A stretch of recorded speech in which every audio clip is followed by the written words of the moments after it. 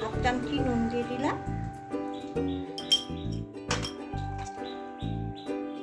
হলুদ গুঁড়ো দিয়ে দিলাম হাফ চামচি, বেশি হলুদ দেবো না, পোস্ত দেওয়া হবে বলে।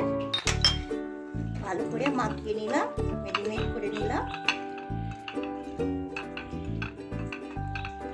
এখানে 50 গ্রাম পোস্ত বেটে রেখেছি, পোস্তটাকে জেলে দিয়েছি। এবার সর্ষের তেল দিয়ে নিচ্ছি অল্প করে। এবার মাছটাকে ভেজে নেবো বলে এবার আমি মাছগুলোকে কড়াতে দিয়ে দিচ্ছি। তেলটা হয়ে গেছে, একদম হালকা করে ভেজে নেব। পরিষ্কার করে খোলাগুলো ছাড়িয়ে নিয়েছি, একদম পরিষ্কার করে দিয়েছি, কেন পোস্ত দিয়ে হবে তো। এবার আমি মাছগুলোকে হালকা করে ভেজে নিয়েছি, তুলে নিচ্ছি। ভালো করে ভাজবো না, কেন মাছটা শুকিয়ে যাবে। চিংড়ি মাছ খুব হালকা ভাজতে হয়। আর একটু অল্প করে তেল দিয়ে নিচ্ছি, সরষের তেল। ছোটো ছোটো করে কেটে রেখেছি, পেঁয়াজটাকে ভেজে নেব।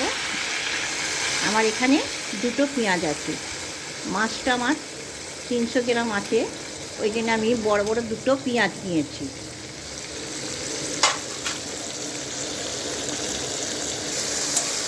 পেঁয়াজটা একটু বেশি লাল করবো না, হালকা করে নেব। আমার পেঁয়াজটা হালকা হালকা লাল লাল হয়ে গেছে, আর লালচে করব না। এখানে আমি কোনো টমেটো, আদা রসুন বাটা দেবো না, কেন এটা শুধু পোস্ত দিয়ে হবে। প্রথমে আমি হাফ চামচি নুন নিয়ে নিলাম, কেন আমি আগে নুন দিয়েছি, চিংড়ি মাছটা মেখেছি। 1 চামচি হলুদ দিয়ে দিলাম, 1 চামচি লঙ্কা গুঁড়ো দিয়ে দিলাম।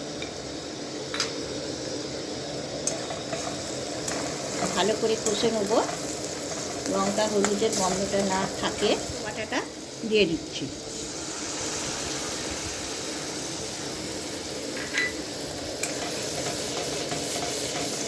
পোস্ত বাটাটা দিয়ে একটু ভালো করে নেড়ে নেব। বাটিটা ধুয়ে একটু, পোস্তর বাটিটা ধুয়ে একটু জল দিয়ে দিলাম সামান্য।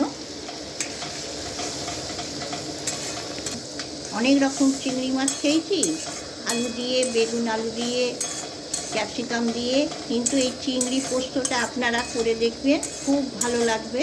আর বেশি টাইম না, একদম 10 মিনিটের মধ্যে আমার রান্নাটা হয়ে যাচ্ছে। এবার আমি চিংড়িগুলোকে ভেজে রেখেছি দিয়ে দিচ্ছি।